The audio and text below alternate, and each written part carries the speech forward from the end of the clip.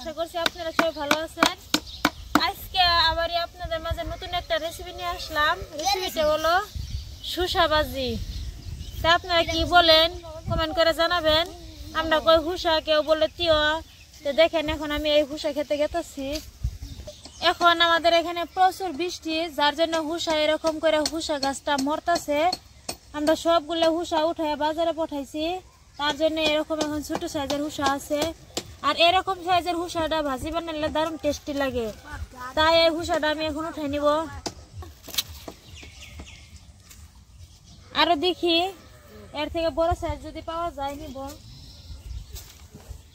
আর এই হুসা ক্ষেতের মাঝখান দিয়ে আমরা এরকম করে বাগুন গাছ লাগাইছি, যাতে আমাদের কোনো সবজির কারণে বাজারে যাইতে হয় না, যাতে টুকটাক আমরা ঘরের সবজি খাইতে পারি। সার ছাড়া সবজি খেলে দারুণ টেস্টি হয়। তাই দেখেন যে এরকম সাইজের বাগুন হয়েছে। এই বাগুন গাছটা তো অনেক ফুল হয়েছে। এই হুসা উঠাই নিব। বন্ধুরা, আপনারা ভাবতে পারেন যে এই হুসাটা আবার কিরকম লাল লাল। তো এই হুসাটাই হয়েছে 1 নম্বর হুসা। এই হুসাটা খাইতেও দারুণ লাগে। এটা 1 নম্বর হুসা, এটা কি কয়। তো এটা ভাজি বানালে আরো দারুণ টেস্টি হয়। তাই আমি এই যে উঠে নিলাম।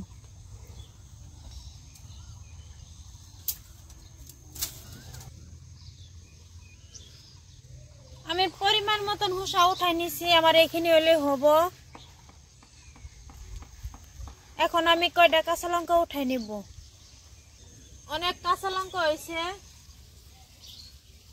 উঠাই আমরা বাজারে বিক্রি করতেছি। তো এখন আমি ভাজি বানানোর জন্য কয়টা কাঁচা লঙ্কা উঠে নিয়ে যাই। টাটকা টাটকা কাঁচা লঙ্কা দিয়ে ভাজি বানালে টেস্টি হয়, দারুণ টেস্টি হয়। তাই আপনারাও এরকম করে বাড়িতে 1-2টা করে কাঁচা লঙ্কা গাছ লাগাবেন। আর যখনই রান্না বান্না করবেন তখন এরকম টাটকা টাটকা সবজি, টাটকা টাটকা কাঁচামরিচ এলে দিয়ে রান্না করবেন, দেখবেন তার টেস্টটাই বেলেগ।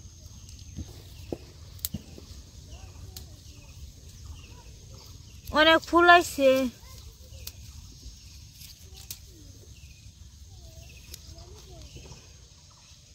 আমার এইখানেই হব।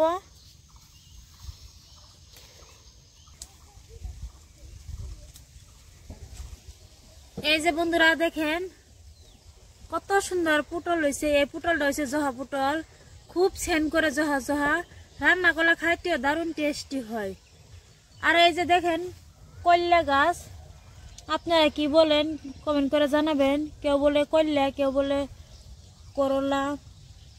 এই করলাটা খাইতে একটু তিতা লাগে, যাদের শরীরে বিষ আছে তাদের জন্য এই করলাটা উপকারী। খুব সুন্দর ফুল হয়েছে, অনেক করলা ধরে। আর এই যে বন্ধুরা দেখেন আমি হুসা খাইতেছি, একদম নস করতেছে। বন্ধুরা এখন দেখো রান্না করে।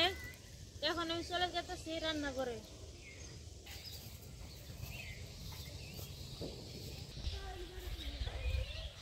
বন্ধুরা এখন দেখো রান্না করে আমি এখন চলে যেতেছি।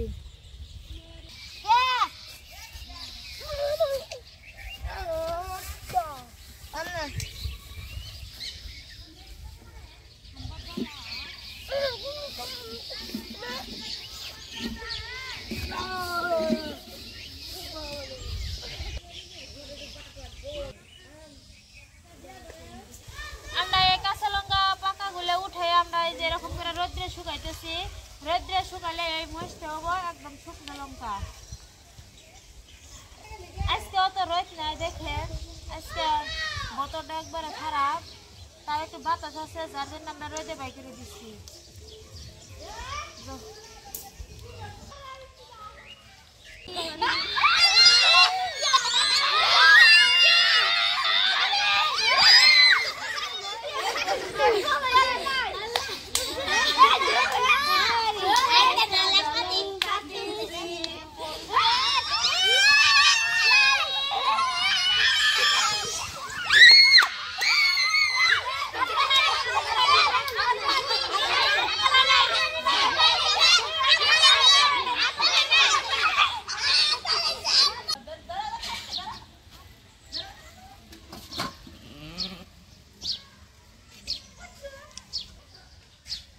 এই হুসা এখন আমি ভালো করে চুলাই নিব। এরকম সাইজ খানি কাটিয়ে দিব, কাটে এরকম করে ফেলে দিব। নয়ে নিচে কালা কালা খানি, কালা কালা অংশ খানি তিতা লাগে। খুব সুন্দরভাবে চুলতেছে, দেখেন কত সুন্দর। এরকম করে হুসা চুলাইলে ভালো লাগে, কাটার দিয়ে চুলাইলে আরো ভালো লাগে, চুলাইতে ইচ্ছা হয়। হুসাটা চুলাইলে যাতে একটু নীল নীল না থাকে, এরকম যাতে বগা ধবধবা হয়, তাহলে ভালো হয়।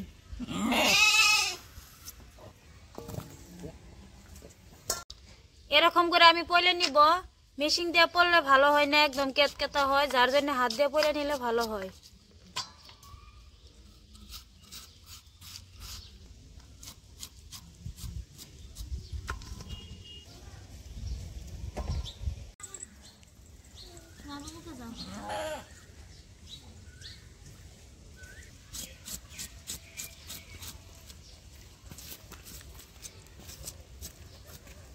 শসা আমি পরিমাণ মতন এরকম করে পয়লে নিচ্ছি। এই শসাত অনেক জল বার হয়, তার জন্য আমি লবণ দিয়ে একটু ছাইনে নিব। দিয়ে দিছি 1 চামচ লবণ। লবণ দিছি, লবণ দিয়ে হাত দিয়ে এরকম করে একটু ছাইনে নিব, যাতে জলটা ফট করে বার হয়ে যায়। আমি একটু জল দিই, তাই দেখেন অনেক জল। কিরকম জল আপনারা দেখে বুঝতে পারছেন। এই হুসাটা গরমের জন্য অনেক উপকারী, খাইলে পেটটা ঠান্ডা থাকে।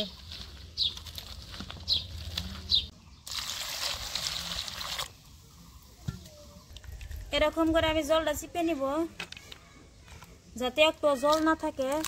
জল থাকলে ভাজিটা মেন্দা মেন্দা হয়, সেরকম হলে ভালো লাগে না। চুলায় আগুন জ্বালাই নিলাম।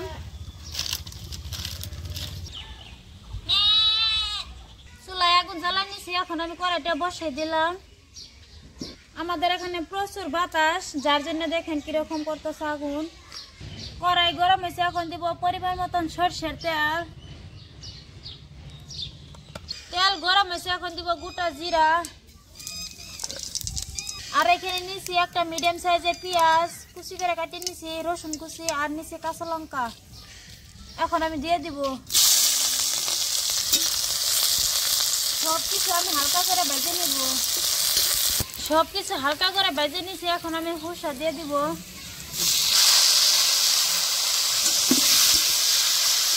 এখন আমি ভালো করে মিক্স করে নিব। হলদি পাউডার,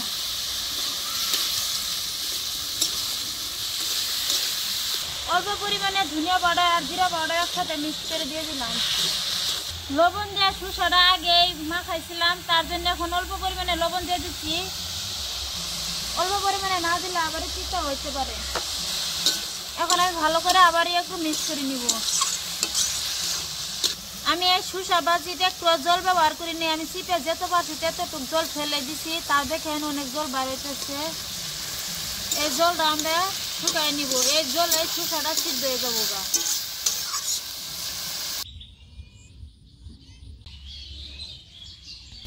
আমি ভালো করে ভেজে নিচ্ছি, দেখেন বন্ধুরা এরকম হয়েছে। এরপর যে এখন দিব গরম মশলা। অল্প পরিমাণে গরম মশলা দিয়ে দিচ্ছি। আপনারা গরম মশলাটা স্কিপ করতে পারবেন। গরম মশলা দিলে খুব সুন্দর একটা সেন্ট বার হয়, তার জন্য আমি গরম মশলা দিচ্ছি। আমার শসা ভাজি হয়েছে, এখন আমি একটা প্লেটে উঠে নেব। এরকম করে আমি প্লেটে উঠে নিচ্ছি। শসা ভাজি একদম লোভনীয় হয়েছে, দেখতেও কত সুন্দর হয়েছে। দেখেন খুব সুন্দর একটা সেন্ট বার হয়েছে। অনেক তেল ছাড়ছে, দেখেন বন্ধুরা কিরকম হয়েছে।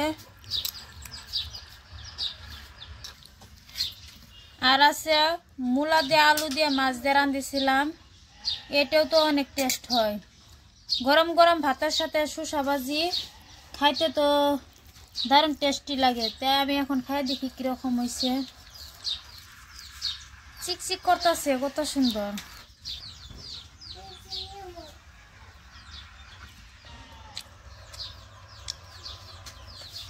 বন্ধুরা খাইতে খুব দারুণ টেস্টি হয়েছে শসা ভাজিটা গরম গরম ভাতের সাথে। তাই আপনারা এরকম করে আমার মতন শসা ভাজি করে ঝটপট রান্না করে এরকম করে গরম গরম ভাতের সাথে খাবেন, দেখবেন খুব দারুণ টেস্টি হয়েছে।